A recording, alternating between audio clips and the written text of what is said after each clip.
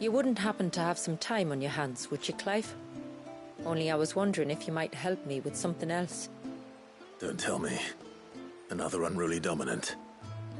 Not quite, but a dangerous foe nonetheless. It promises to be quite a hunt. Care to join me? All right. Tell me about our quarry. A fiendish, cold-blooded beast known as a Givra. Normally, we leave such animals well alone, and for good reason. But I have an even better reason to want its tongue. Its tongue? If you'll permit me, tributary, I can explain. Certainly, Yamila. It's been over a week since me sister gave birth to her first child, yet she still isn't back on her feet. We've tried everything to restore her spirits. Physics and nostrums, the laying on of hands and of leeches, but all to no avail. The healers tell me there's only one hope left. A broth as potent as its ingredients are perilous to procure. It isn't only Yamila's sister who stands to benefit from this, by the way. There's her baby to think of, and Walias, too. She'd agreed to be his wet nurse, you see. I'd be glad to help. Thank you. Our hunters have no shortage of skill, but this task calls for more than that. And it won't be achieved through weight of numbers either. The Givra is as wary a foe as it is a deadly one. 2 hunters might catch it unawares, but any more than that, and it would pick up our scent a league away. Then it is decided. The 2 of you will go, while Jill and I occupy ourselves here. Perhaps we might help prepare the broth. That would be most kind of you. Come then, Clive. The river of time flows fast, and so must we. There's a Givra that has claimed the ruins at the foot of the mountain as its hunting ground. But as I say, they are wary creatures. We'll need suitable bait to draw it out. The flesh of a forest ibex should suffice. To the forest, then.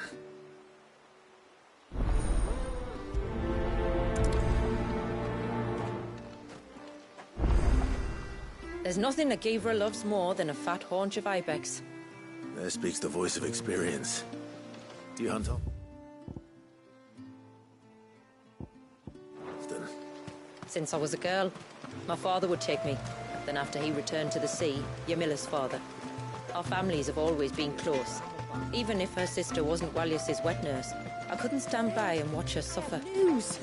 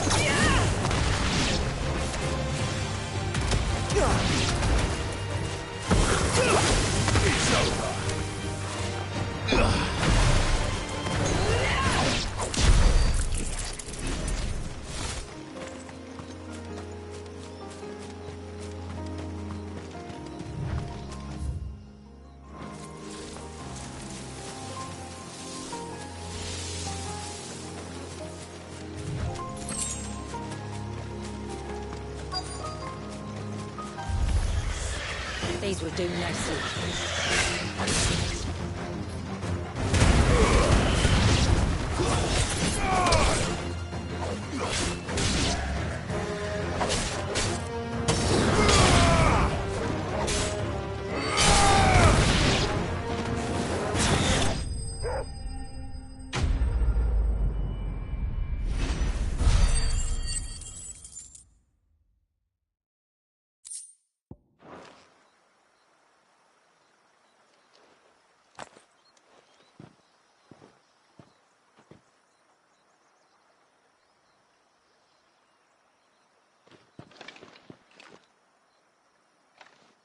return to the sea, and to the clouds rise again.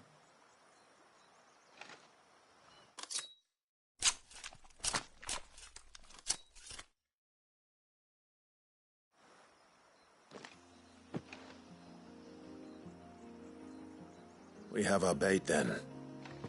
What next? Next, we pay a visit to the Dark Gate to pick some local weed. It'll help disguise our scent.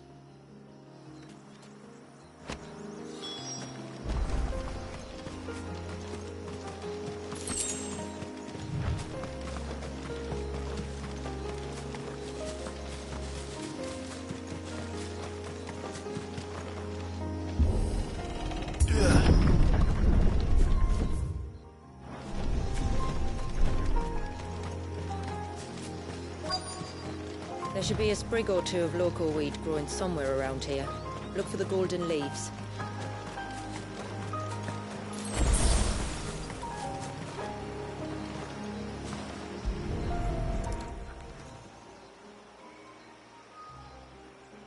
Is this it? Aye, that's the stuff. Crush the leaves between your fingertips and rub them on your clothes. If you insist.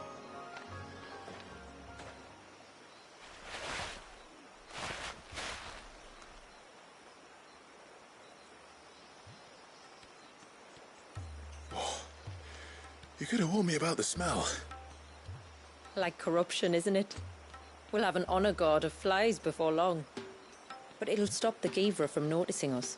Its nose will tell it we're nothing but a feast for worms.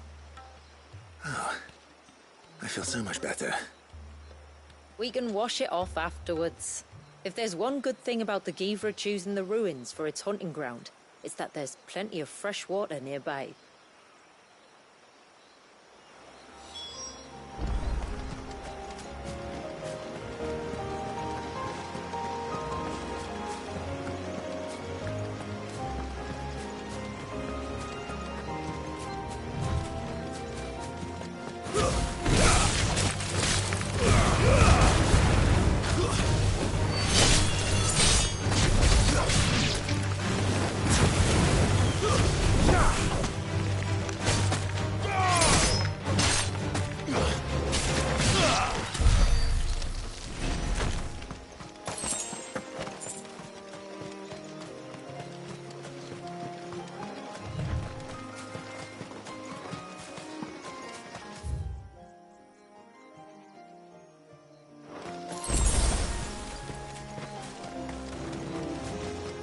Where should we lay the bait?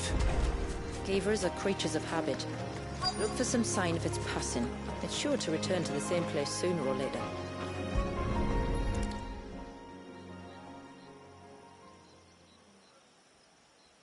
Marking its territory. Something was. A curl, maybe.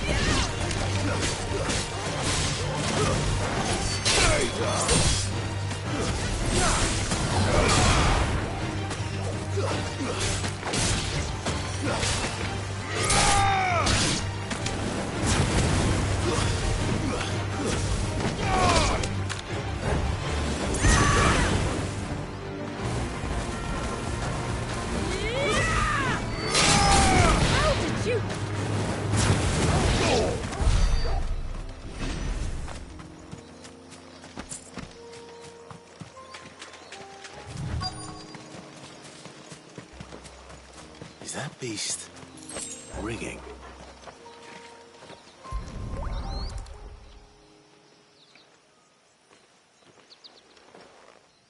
Tracks. But I assume they're too small to belong to a Givra. You're right.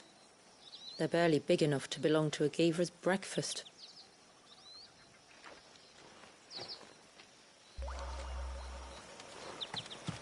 This won't be easy.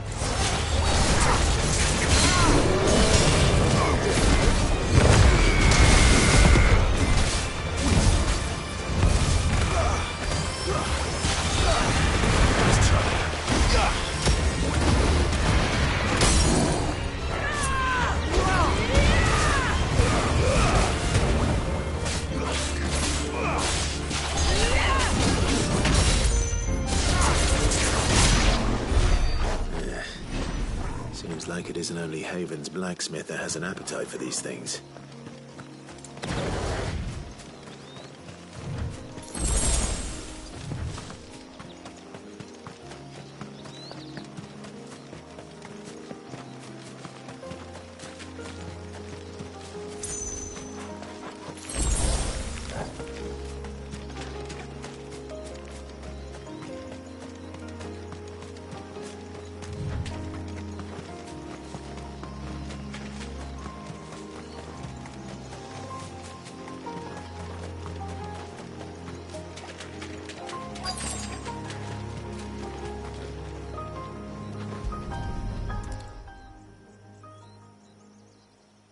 A fresh kill.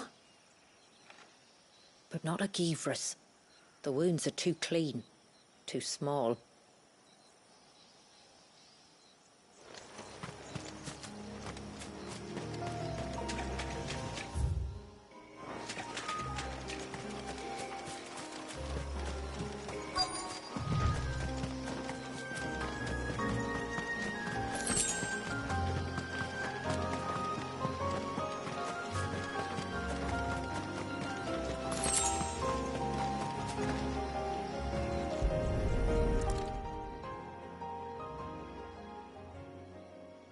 These look like a predator's tracks. You can clearly make out the claws. And not just any claws. These belong to a Givra. There's no mistaking them. We'll lay the bait here. Let's hope our friend is hungry.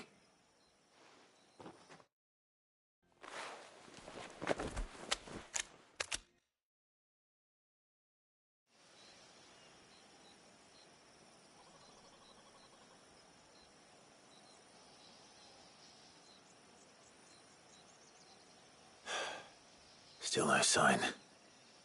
Patience, Clive. Hunting's not something you can rush. Have you stalked these beasts before? Once. Givras are fast, so the job called for a bearer. But even with my knack, it was a close-run thing. Not many leaders would take such risks for their people. Says the man who battled an icon to save a boy he barely knew. It is the way of the moats of water to use what gifts we've been given for the good of all. And I gather it's your way too. It was Sid, the man whose name I bear. He fought for his people and their future with every fiber of his being. I'm just following in his footsteps. In many ways, you remind me of him. Me? You're confusing daring with desperation. Quiet. Something's coming.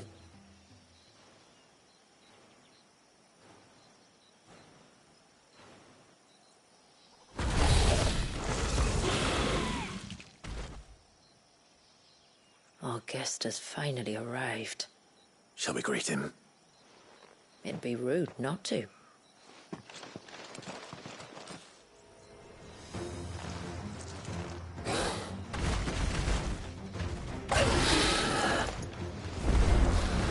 Don't let it escape.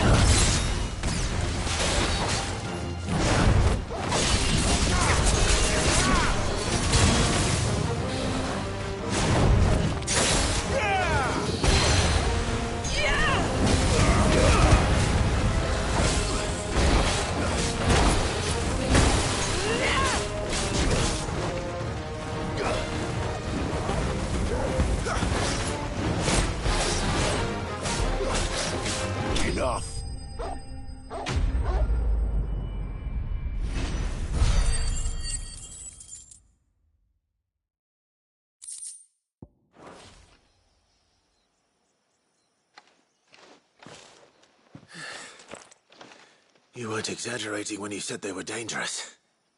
They're forces of nature, all right. And with this one's passing, the river of life has calmed.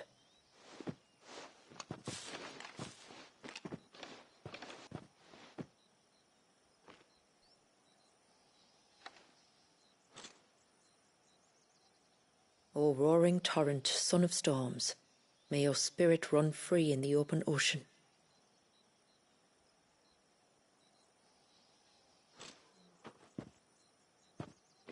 This flesh I claim, that your gifts might rain down upon us this day, and our river flow in spate once more.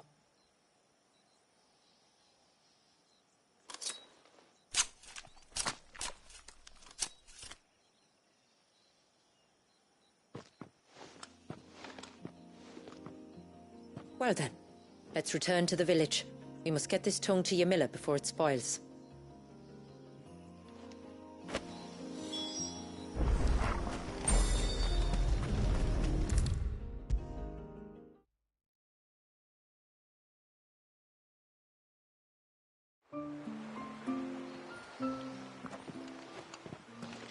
Tributary, my lord.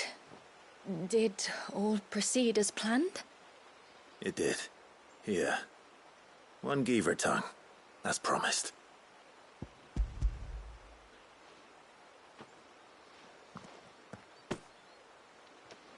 Oh, thank you. I shall add it to the broth at once. By your leave, tributary.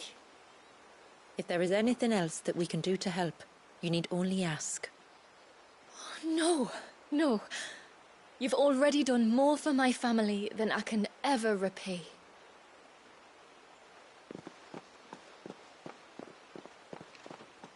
Just as you have, Clive, for my family. I only regret that I have nothing to offer you in return but my gratitude. It's more than enough. Besides, I'm no less grateful to you. For what? For welcoming my friends and I into your midst. For showing us how your people live. For reminding me that the world we strive to create, where bearers can live alongside their fellow men in peace and comfort, is no mere fantasy. I'd hardly call it comfort. Every day is a struggle. Though we do at least struggle together, it's true. As must we all. I only ask that you remember the cost of using your gifts as a bearer. I know that you feel it's your duty to do whatever you can to help your people. But you have a child to think about now. And Wallis has lost enough. I shall bear that in mind. That's all I ask. Oh, and if there is anything else that we can do to help, well, you know. Thank you. Truly.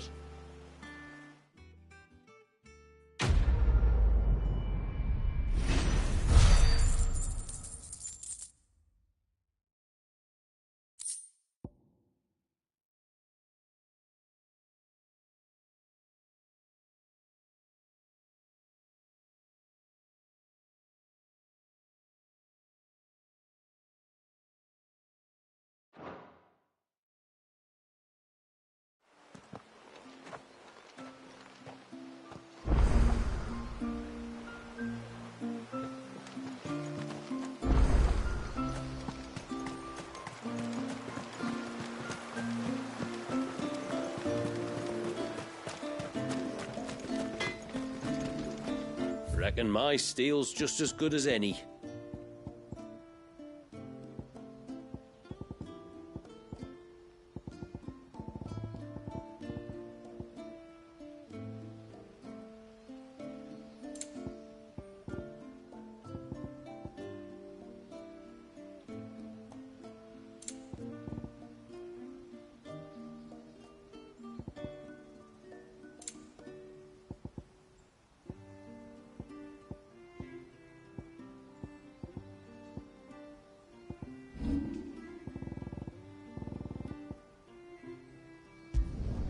Done.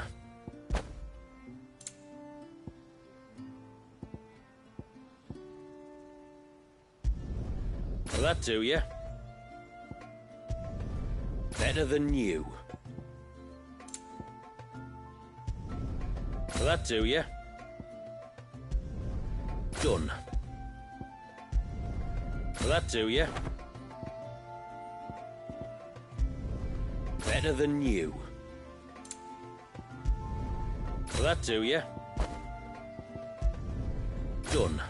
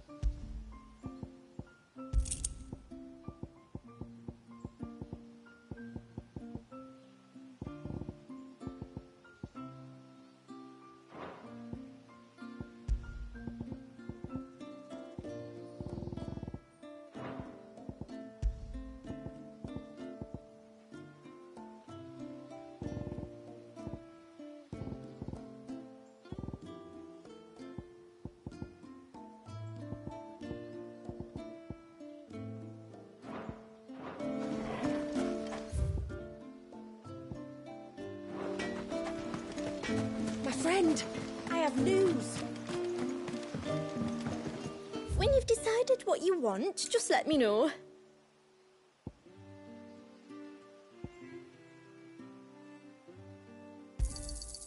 May it serve you well. Well, if you're sure you need it.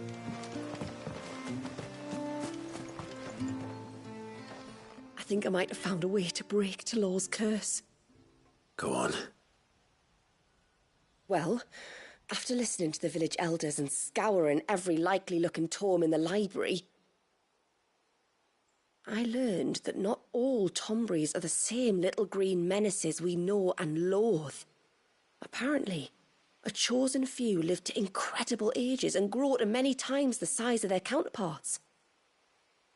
The folktales hold that it's the very eldest of these, the Tombury kings, who weave the curses, and that their magics bind their victims to them, that they might continue to feed on their pain. So if we slay the one that cast the curse, the feeding will cease. But that was my thinking, yes. Though I doubt it'll be easy. These kings are not just bigger, they're stronger too. And if the tales are true, their followers will defend them to the death. It is a perilous proposition, in short. But it may also be Talor's only hope. What say you? I'll do it. Even if killing this king doesn't break the curse, Mysidia will be a safer place for its removal. Thank you. So then, where will I find it? That, alas, I do not know. It must have woven the curse at the altar in Father's Fell, but as to where it is now... Fannet! You were the one asking about Tonberries, right? Because there's a whole bloody army of them out on the cloak! What? But why would they stray so far? And why now? There's only one way to find out. I'll head up the mountain and see what's going on. Right. Thank you. And please, be careful.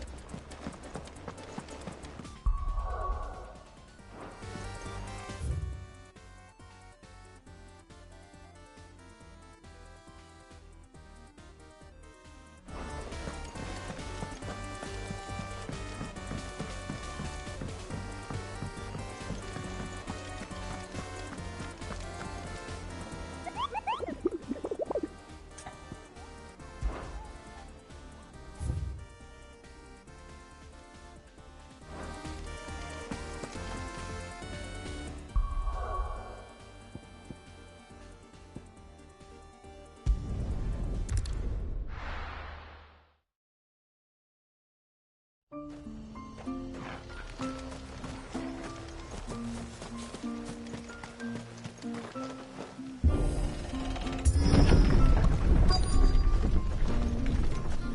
her.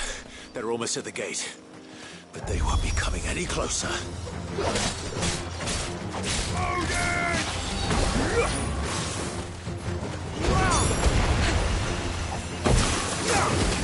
It's over.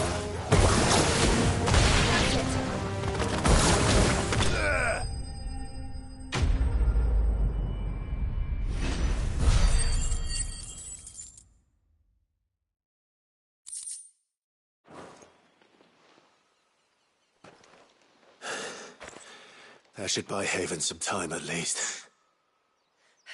Clive, are you all right? Fine. We've taken care of the immediate threat. Thank the tides. I was worried I was going to lose you both. Talor, he took a sudden turn for the worse just after you left. What? Is he? No, he's hanging on. I fear the Tombury King may have begun the cursing ritual again. In earnest this time. And I can't imagine their being here as a coincidence. I think it might be happening on this very mountain. If it is, it won't be for long. Get back to Talor. I'm going up. My thanks. I shall pray for both of you.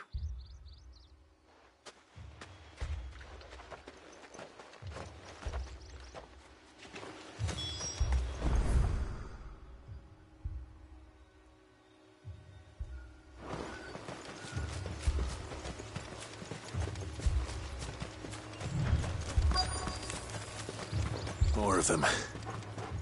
Come on, then. I crave an audience with your king.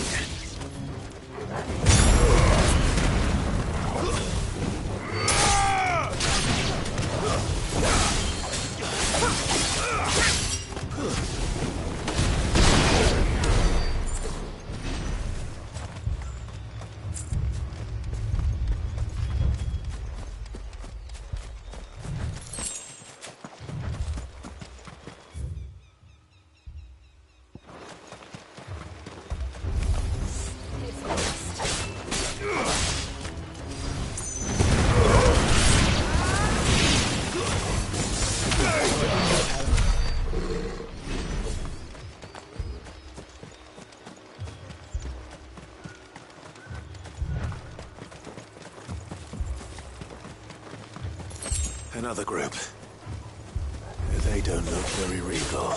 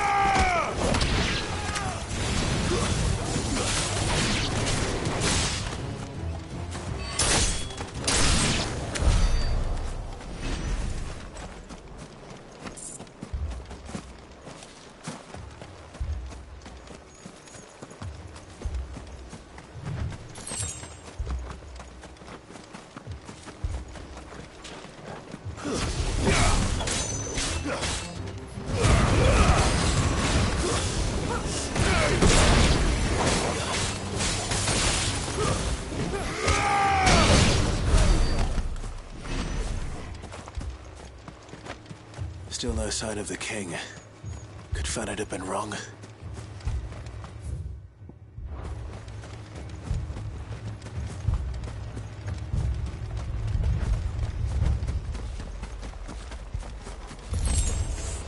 Ugh. There's dozens of them. The king must be close. We'll have to take care of his followers first.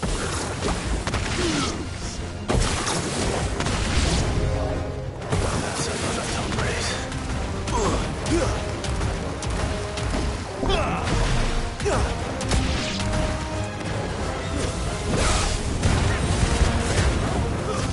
Stay down!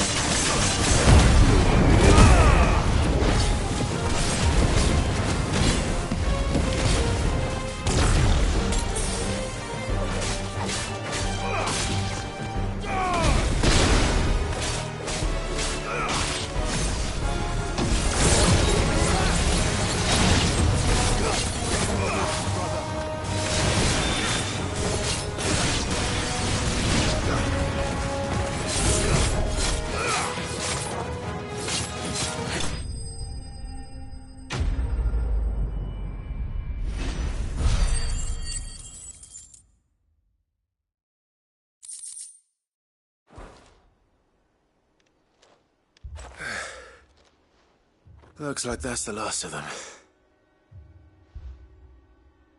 Out here, anyway.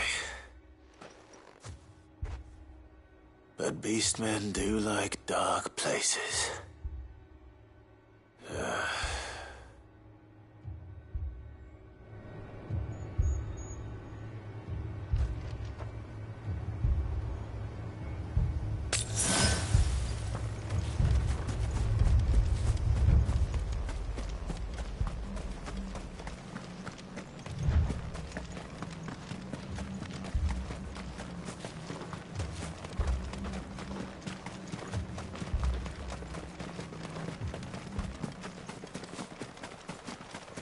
Well, I'll be damned.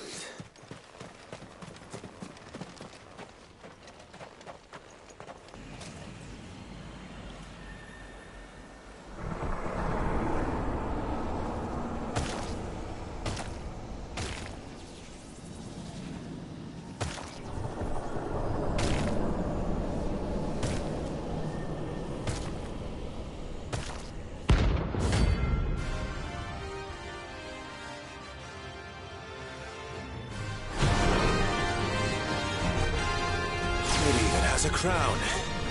Sorry, Your Majesty, but your reign ends here.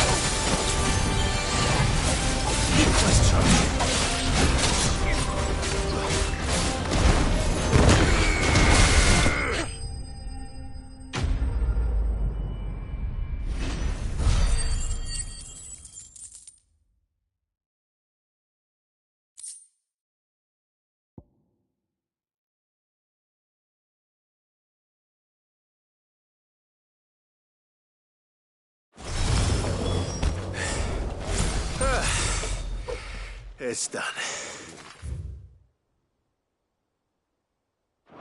Which means the curse should be broken. Let's see how Talor's doing.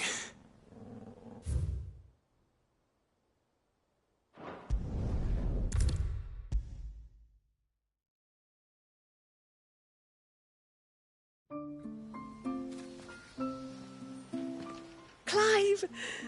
Is it done then? It is. I was going to ask if there had been any change in Talor's condition, but judging by that smile on your face, I think I already know the answer. You do? Talor! He's back!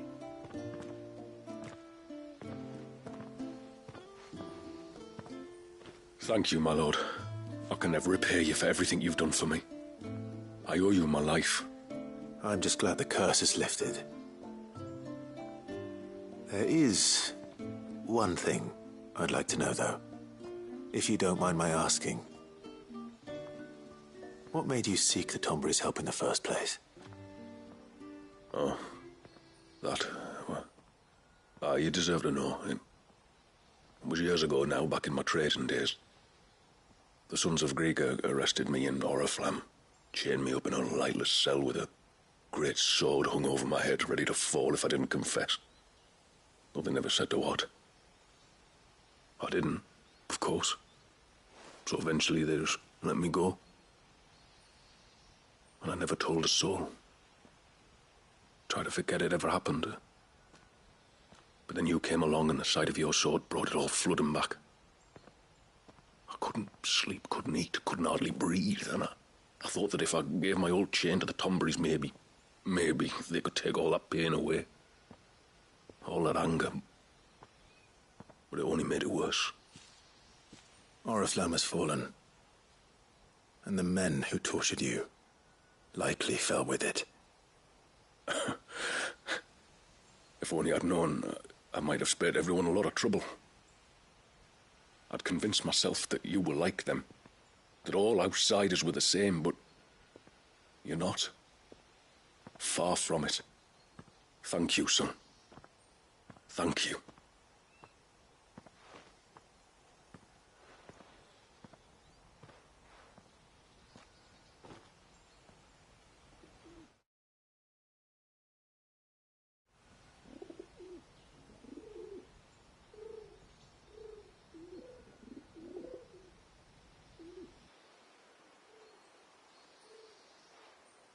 Clive, there's something I need to tell you.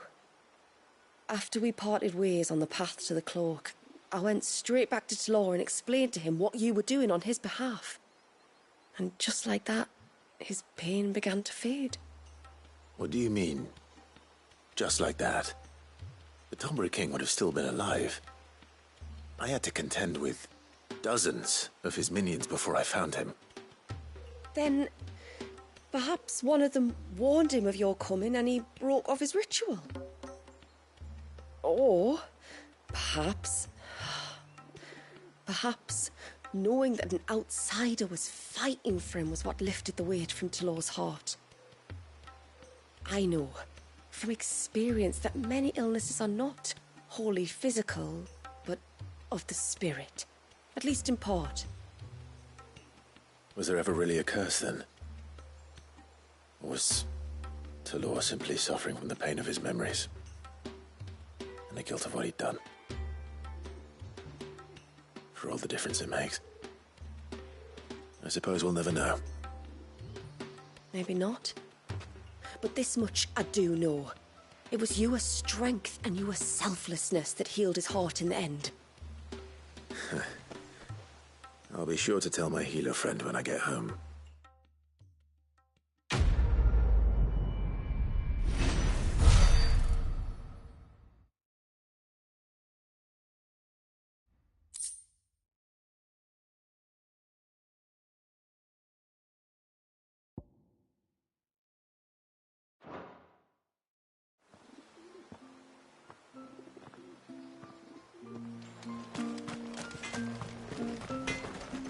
What is it you want?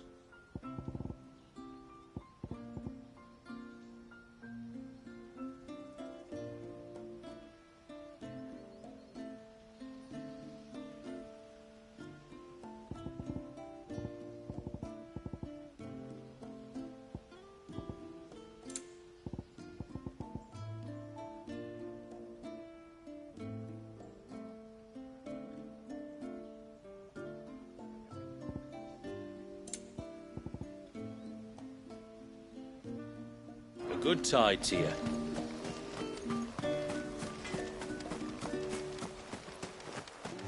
Hey, mister! Over here! Please, mister, you've got to help us. The village is in danger, and if someone doesn't do something... you should have seen it! Stop. Take a deep breath and tell me everything. Starting with your name. Sorry, my name's Eirik. When you went up to the Ereval was with Miss Shula, I followed you. You could have been killed. Lady Shula told us you lot were great warriors, so I thought I'd be alright if I stayed close like. But then I lost track of you in the woods, and that's when I saw it. Saw what? A great, big, dripping, drooling monster. Spitting out great spouts of water it was, that were tearing up the ground and cutting down trees. Spouts of water? I don't recall seeing anything like that in the forest.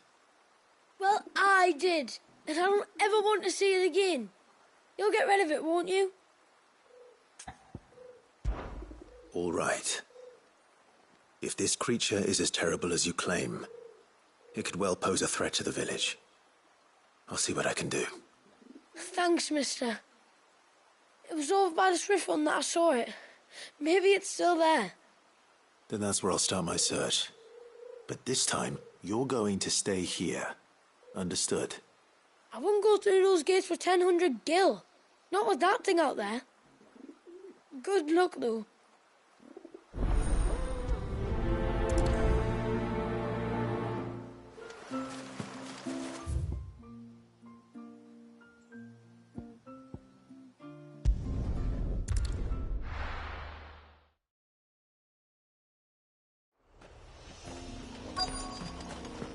Is that the hunter?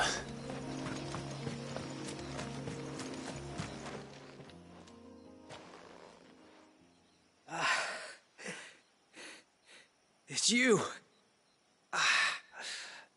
Nasser's savior. Are you all right? What happened? I was tracking an ibex when a great spout of water struck me square in the back. Sent me flying all the way across the clearing. Did you see what made it? No. All I heard was a noise. An ear-splitting din.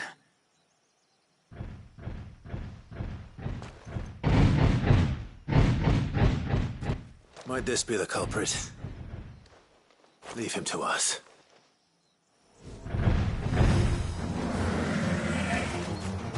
You've caused enough trouble.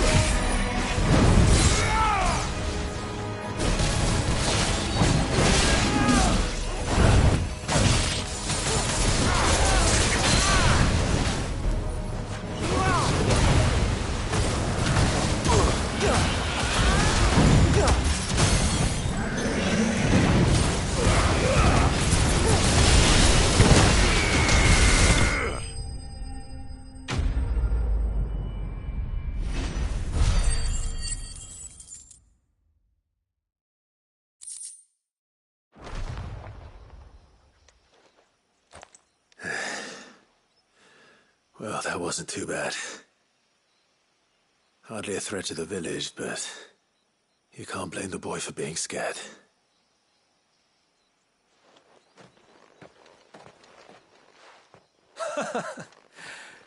You made that look a lot easier than it was. Do you think that was the beast which attacked you? That thing? Not a chance. Would have heard it coming a league away. And the blast of water that hit me was beyond anything an Archelon can manage. Oh. A boy from the village sent me in search of a beast that could conjure such things, but...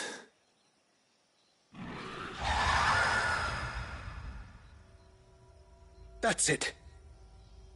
That's the noise I heard. Sounded like it came from the ruins. I'll go. You head back to Haven and see a healer.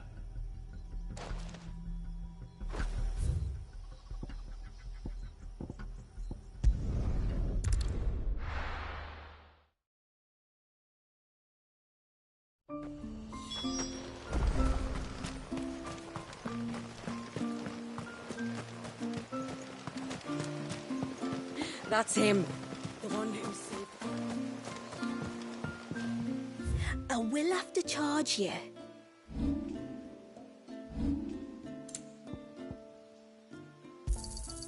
Well, if you're sure you need it.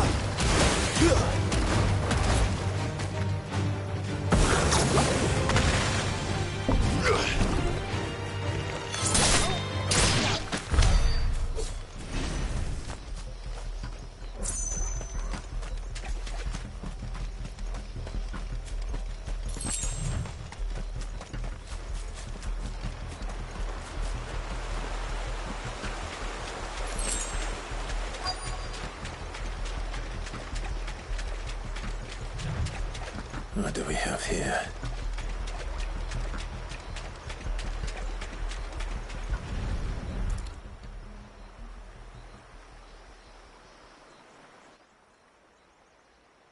Found her. Something's been busy. Whatever this creature is, it's out for blood.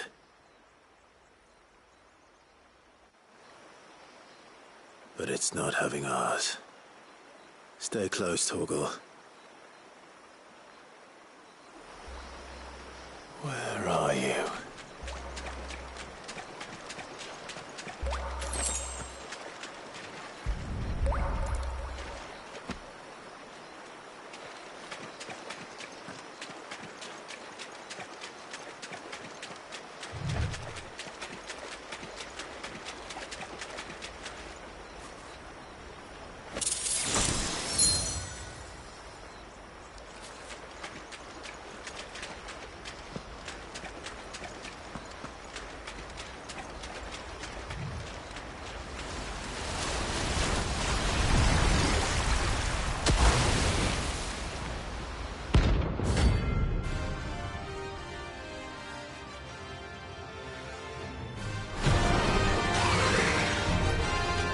Fragment of Walius' rage. I should have known. Time to put you to bed too.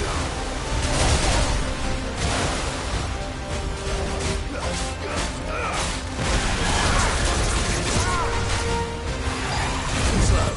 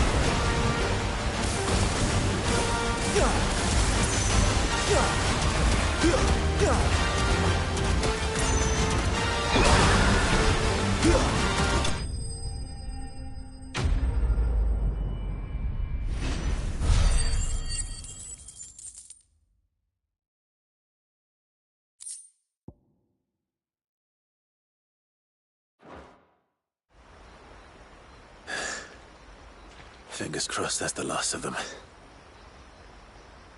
Either way, I should let Eirik know the danger is past. For now, at least.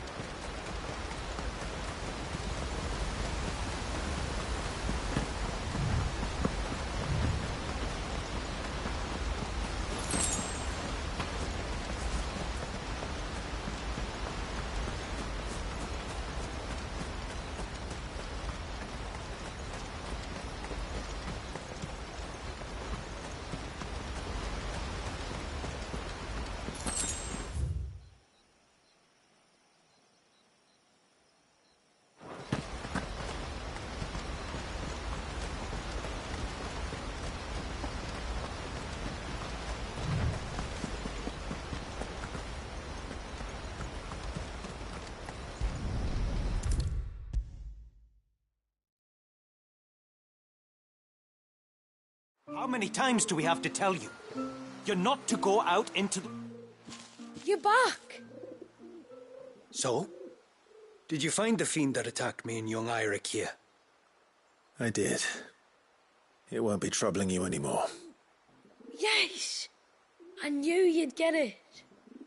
Only because you warned me of its existence. Not that you should ever have learned of its existence, but all's well that ends well, I suppose. What was it, anyway? A manifestation of Leviathan's power. When we visited Wallius in the Surge, he was angry and afraid. The Icon summoned these creatures for his protection. Though why one would be wandering the ruins of Riversmeet, I don't know. Maybe it was looking for his mum. That's where she died, isn't it? The Falls. The Falls? Aye. When they took her baby, she threw herself off the top. We go there once a year to pay our respects. The whole village. An Eggy is a part of its master's spirit, but Wallius wouldn't have been aware of what had happened to his mother, would he? Well, either way, you did us a favor putting that thing to rest. Us and Wallius. Thank you. Aye. Thanks, mister.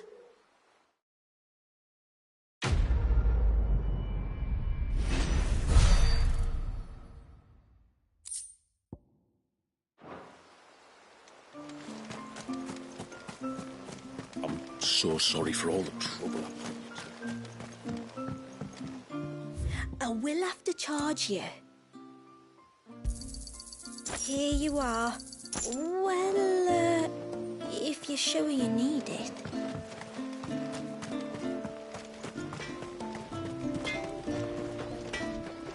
Reckon my steel's just as good as any.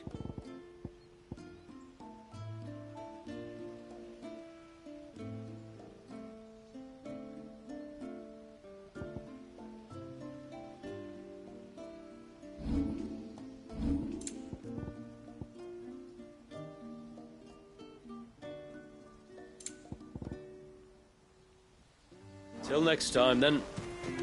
It is good to have him back. How do we know the lad won't summon another flood? Don't. No, it has to be him. What has to be who? If you, don't mind my asking. It's not your asking, I mind. It's my explaining. But I don't see any other way around it. You see, when a baby is born here, we hold a ceremony to welcome them. The rite of immersion, we call it. But I don't know whether Walius was ever afforded that courtesy. What is abundantly clear, though, is that my ancestors never welcomed him as one of us. And I want to change that. The problem is, the ceremony requires 3 ministrators, the baby's parents and a witness. As tributary, the role of witness would normally fall to me, but being Walius's closest living relative, I must play the role of mother. So you want me to serve as witness in your stead? That's right. A witness must be a trusty guardian, ready to steer the child through the stormy waters of life and on to tranquility. Which is why I thought of you. It would be my honor. Thank you, Clive. So, if you will serve as mother and I as witness, who will take on the father's role? I have a younger brother. He should be making ready for the rite as we speak, though whether he is or not. Let me introduce you. Please do. If he's anything like his sister, I'm sure we'll get on famously.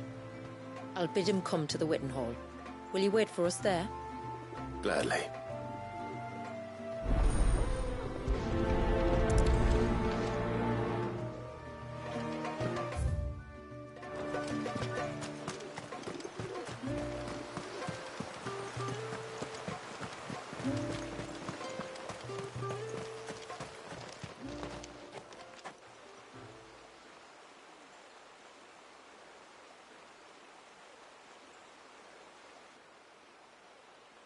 Clive, my brother.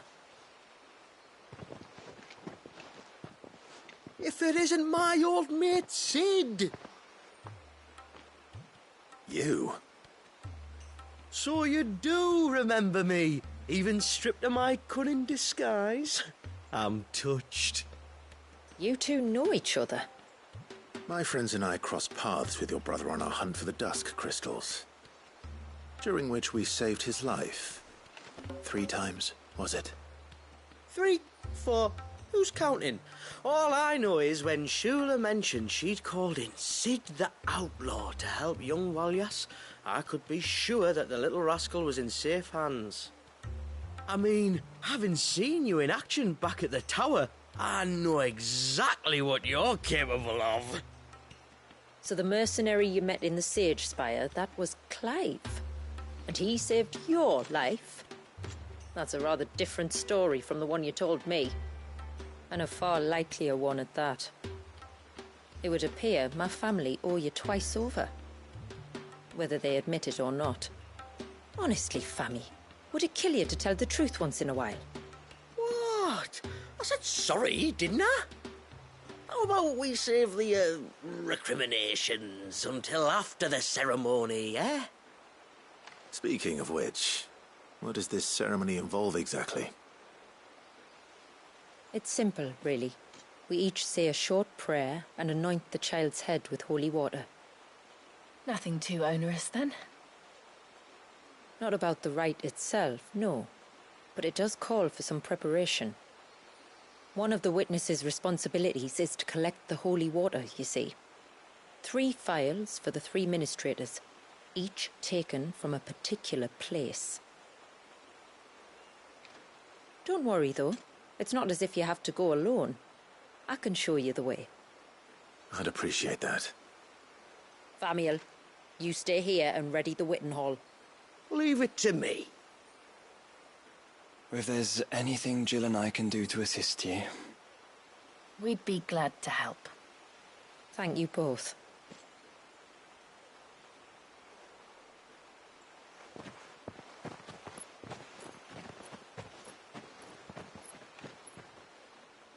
All right then, let's get started, shall we? There are 3 types of holy water that we must collect. The water of the mountain, of the river, and of the sea. We take the water of the mountain from the spring atop Maiden's March. The water of the river from the course that flows through the ruins of Riversmeet. And the water of the sea from the shallows of Tailwind Bay. Here are the files we'll be using in the ceremony.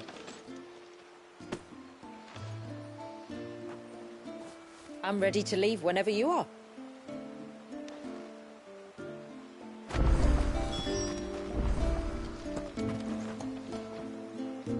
My lord, might I have a moment of your time? I would beg of you a service. Certainly. What is it? It's a long story. But before we get to that, would I be right in thinking Lady Shula told you about the witch from the north? Yes.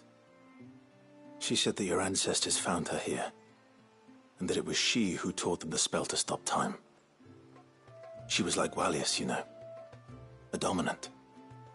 The Warden of Ice. My great-grandmother suspected as much. She cared for the poor woman when the end was near.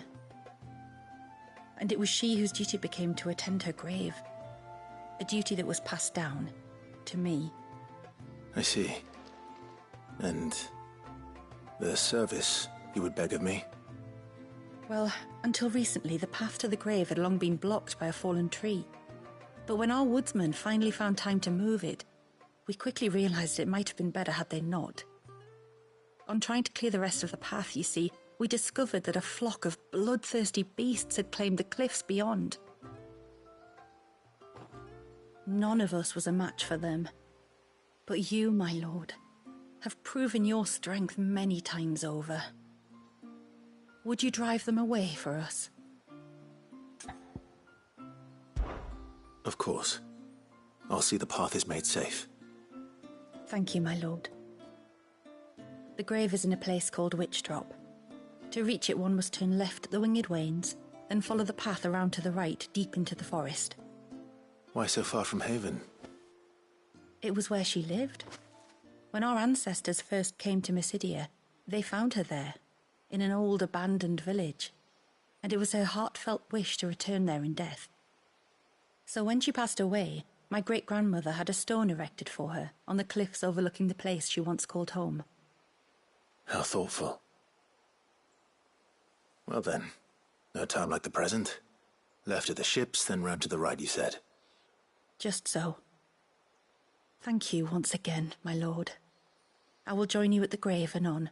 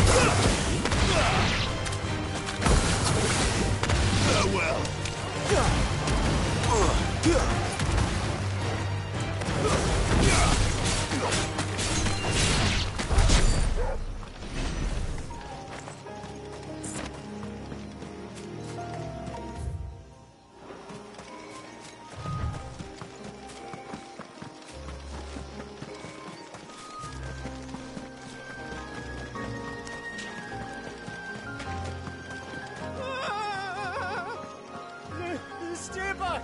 I'm warning you! Someone's in trouble. Come on.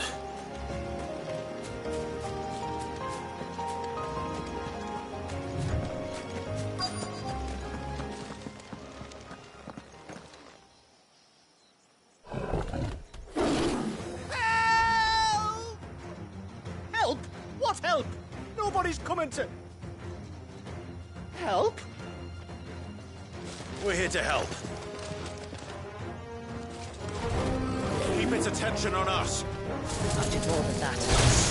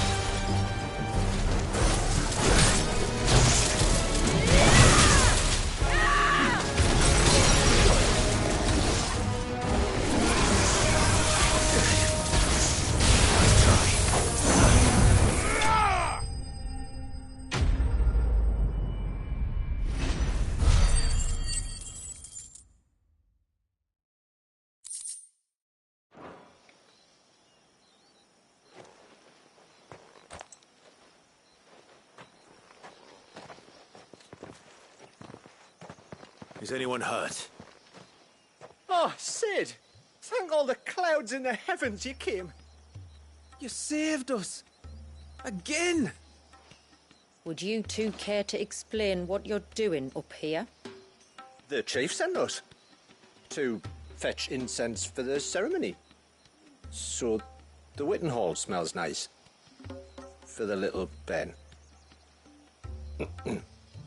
You mean to tell me you braved this den of deadly beasts for some tree sap?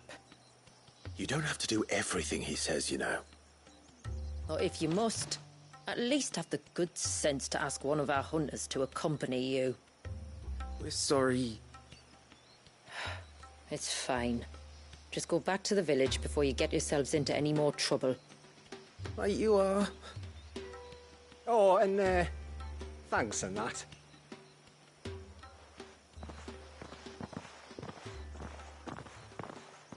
Remind me to give my brother a cuff round the ear when we get back.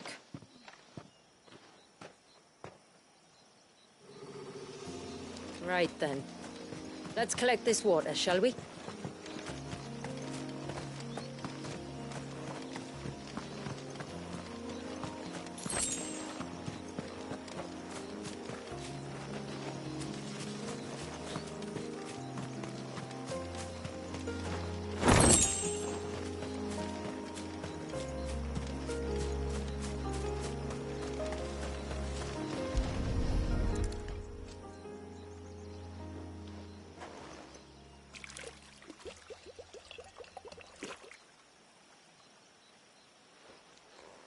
The rain that falls on the mountain emerges here, in these springs. The source of the river. The source of life. Precisely. Take care not to spill it. Right. Let's save that for the ceremony.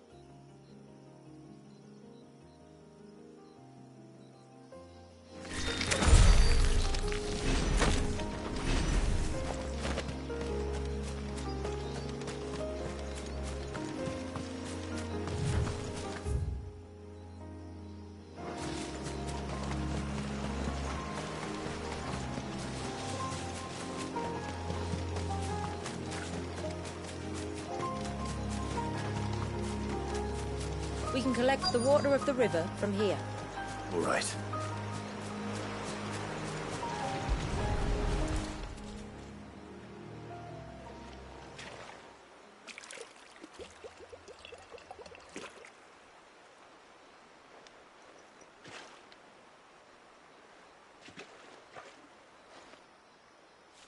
The water of the river represents life. It is constantly moving, constantly changing.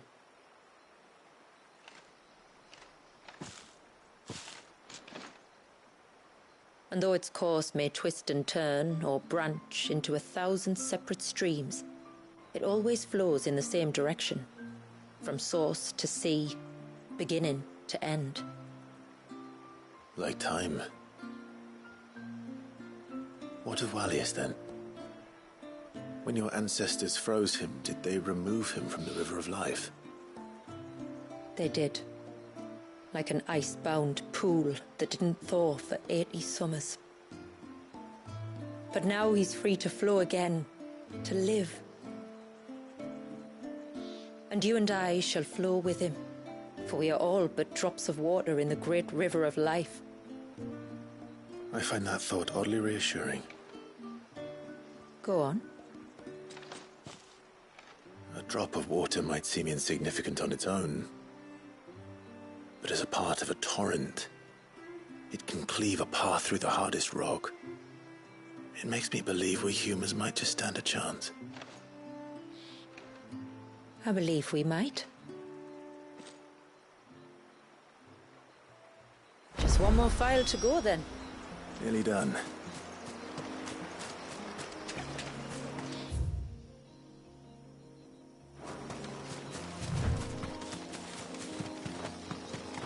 Those won't be friendly.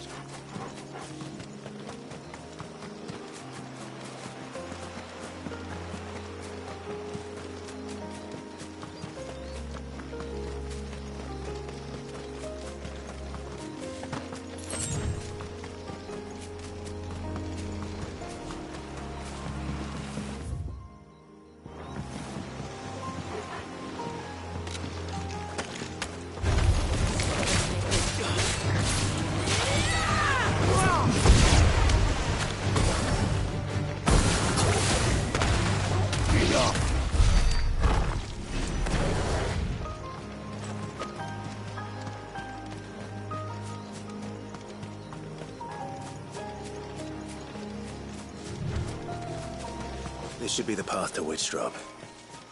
Hungry, Toggle.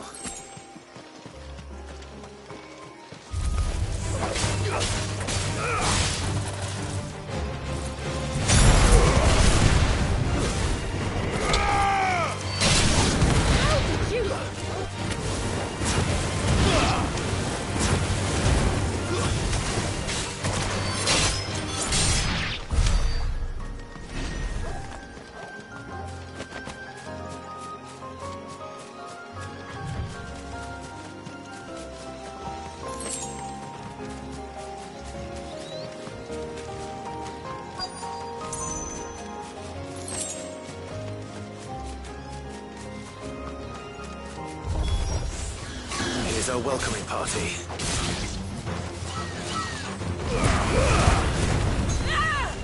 Okay.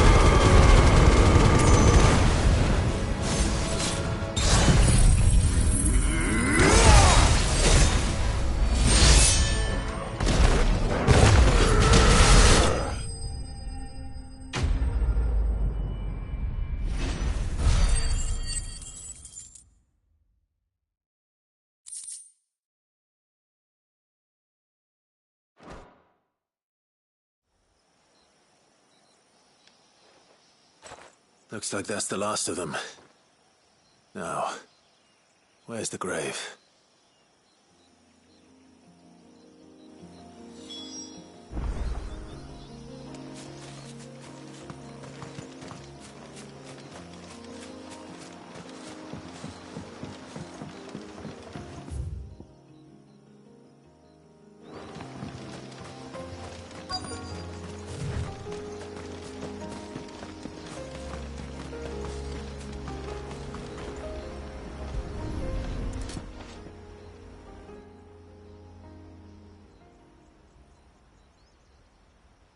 This must be it.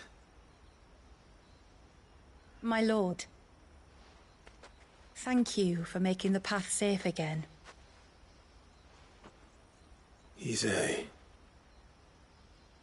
Was that her name? Yes. Hardly the most fitting tribute for a dominant, is it? A rough-hewn stone with naught but a given name engraved on it.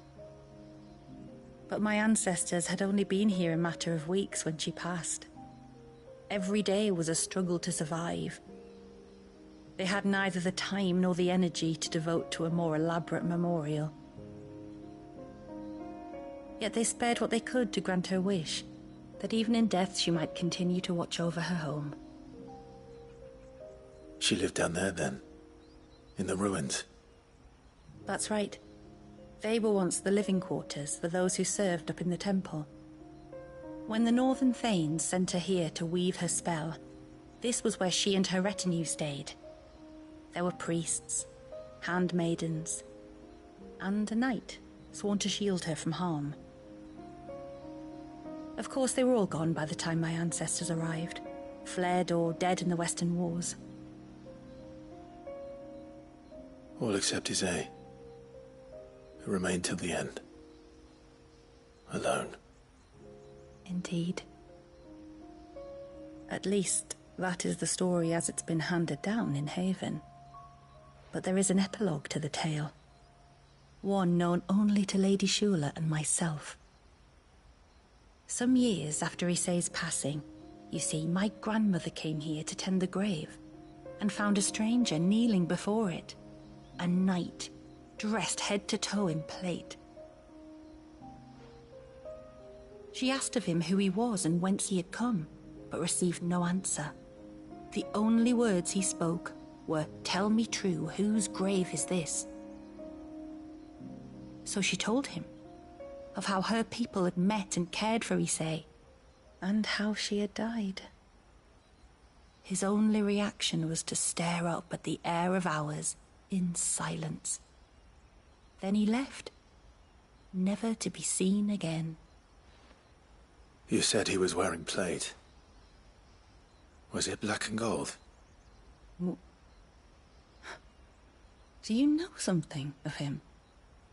When we went up to the Air of Hours to unravel the spell, we were set upon by a shade in the shape of a knight in full plate.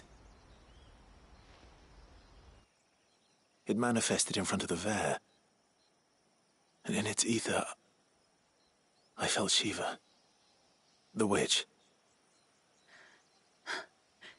You think this may have been the same man my great-grandmother met? Issei's knight? I don't know. Maybe. All I can say for sure is it was intent on protecting her creation. Or perhaps her spirit. What remained of her ether, preserved in the Vare. Perhaps his spirit too became enraveled in her spell, frozen in an eternal vigil. Till we ended it. If the shade you fought was Issei's knight, then ending it was the greatest gift you could have given him. Now he can return to the sea, to be with his lady once more. And if his spirit should ever return here to visit her grave, I shall ask his name, that I might carve it in the stone next to hers. That they might be together. Once and for all.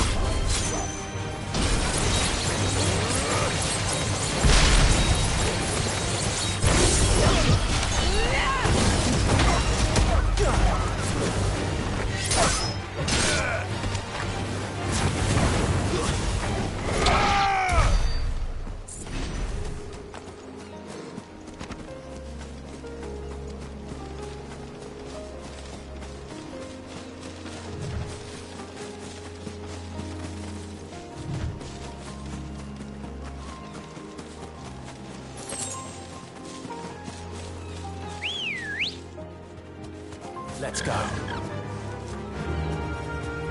Fly, Ambrosia.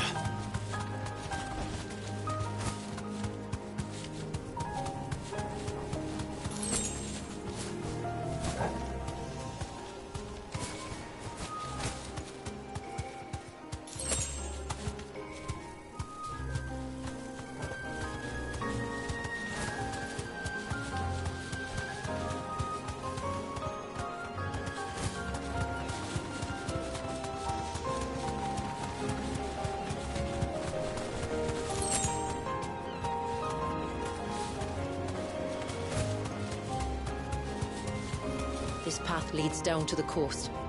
Usually we keep this gate shut tight, but since this is a special occasion...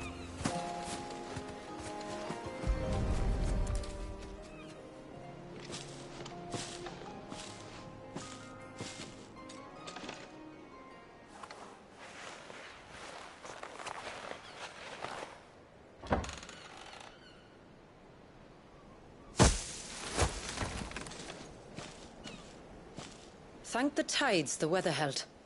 This place can be treacherous when the waves are high. If it weren't for the holy water, no one would ever come down here. I'll be sure to watch my step.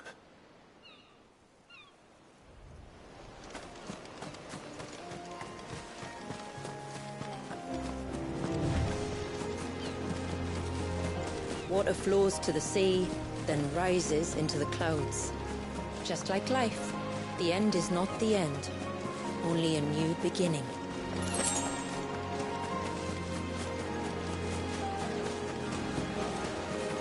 My ancestors chose this place because it was where the first boat landed. And it's a good thing they didn't land closer to the surge. Quite.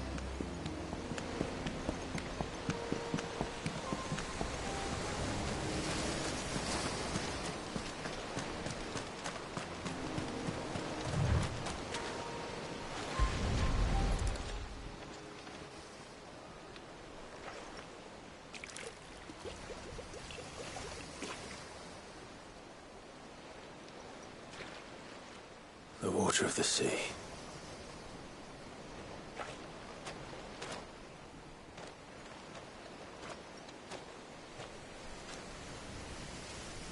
I still can't help but be awed by it. Oh? All that wave ever made me feel was pity and sorrow for the innocent life trapped inside it. The child my great-grandfather sacrificed to try to change his people's fate. It was wrong, an unforgivable sin. But I often wonder, will my descendants ever forgive me for what I have done? As tributary, I've faced many difficult choices. And though I've always striven to do what's best for my people, here we live in poverty, hidden away from the world. So have my choices denied them a better life, just as my ancestors denied Walyas his? No. You would not forcibly sacrifice one of your people to save the others. You do the best you can for all of them, as do I. We share in their woes, just as we share in their joys. And the most we can do is try to bring them more of the latter. Aye, you're right. And try I shall, to bring all of my people a better tomorrow. Walyas included. Then I wish you luck. If my time with the boy is any indication, he's going to be quite a handful. Then we must start as we mean to go on, and give him the very best welcome we can. Where to next, then? Back to the village, to find out if my brother has made the necessary preparations.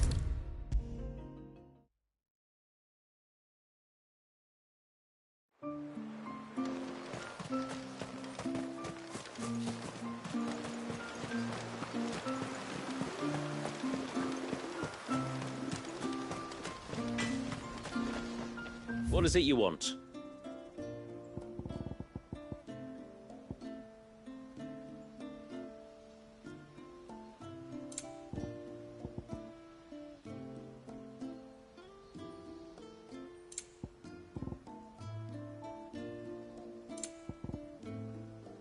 Good tide to you.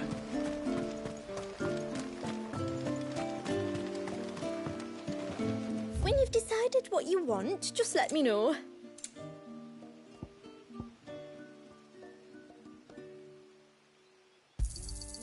Well, if you're sure you need it, may it serve you well.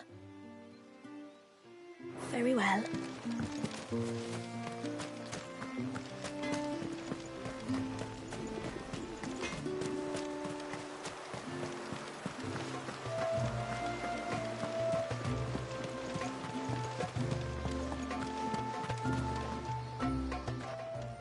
We have the holy water.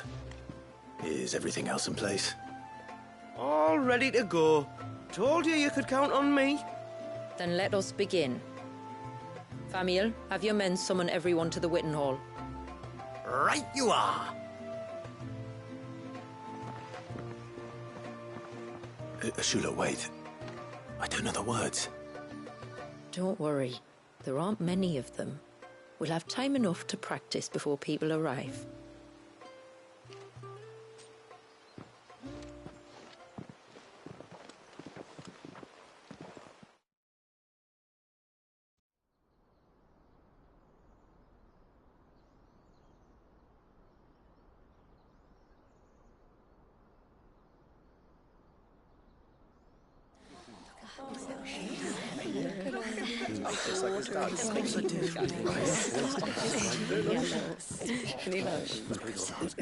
My friends, we are gathered here today to welcome this child into our community by the rite of immersion, as has been our custom since the first reign.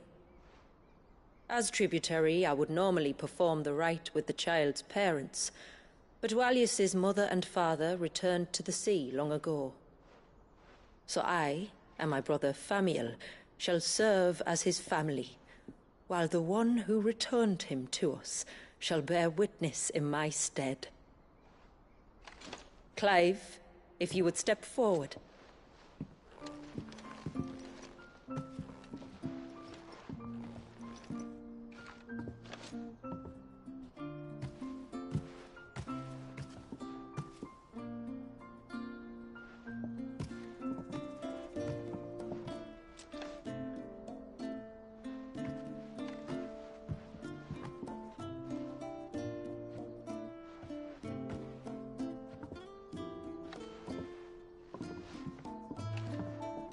Like the rain that falls on the mountains tall, are we born.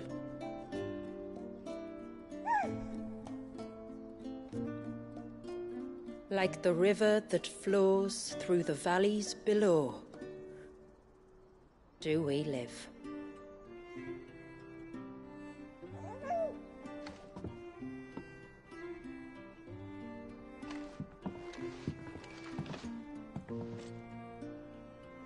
Like the boundless sea, where the currents run free, do we die, and to the clouds then rise again.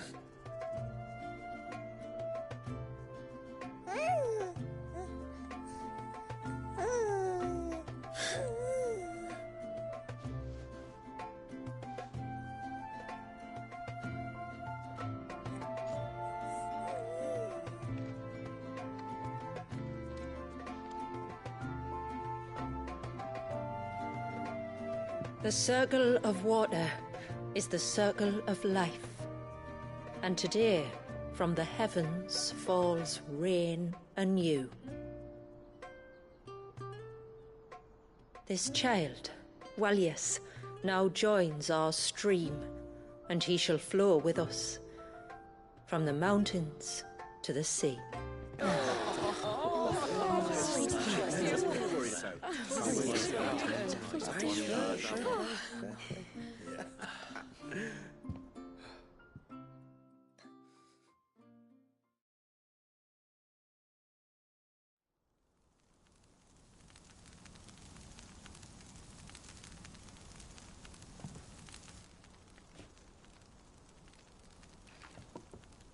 You played your part to a T, Clive. Thank you. It means a lot to us. I was honored to be asked. And terrified I'd miss. Now that you're part of the family, young Walyas, my lad. Uncle Samuel can teach you the ways of the world. Oh, no, he can't. Eh? Don't be so hasty. Your brother's knack for self-preservation might serve him well. Ha! You are never going to let me live that down, are you?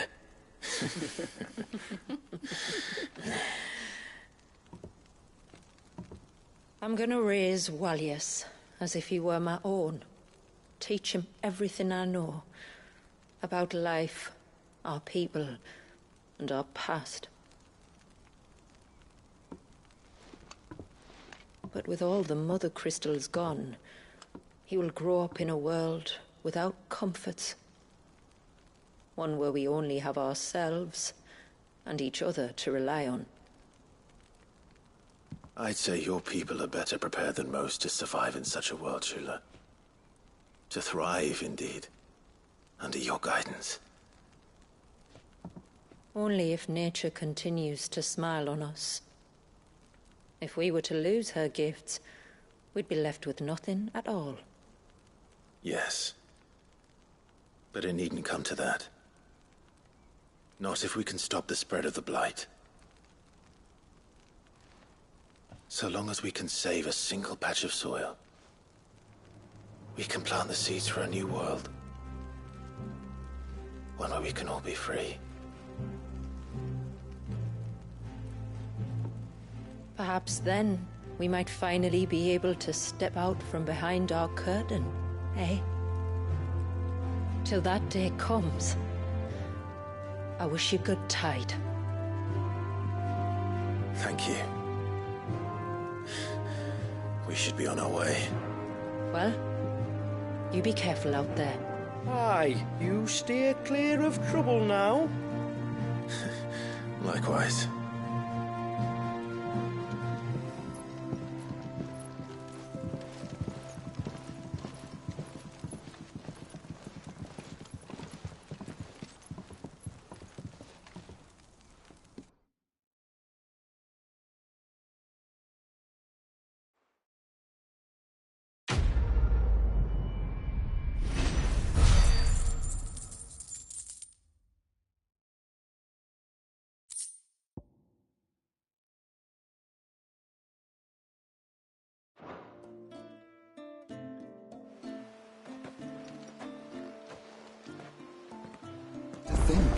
We must be the first outsiders to have witnessed that rite in over a century.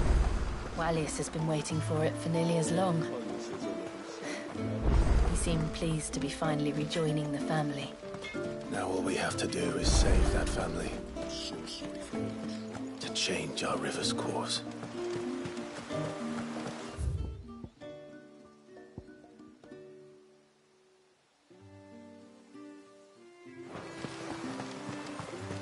Wish I got to go off on that bench.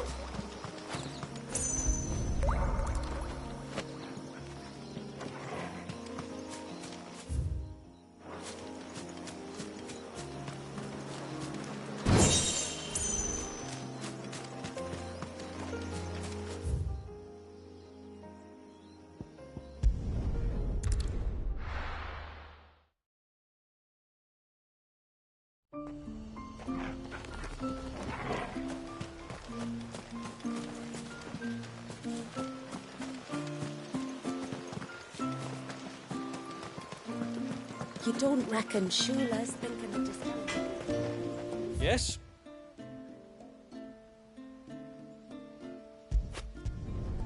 There.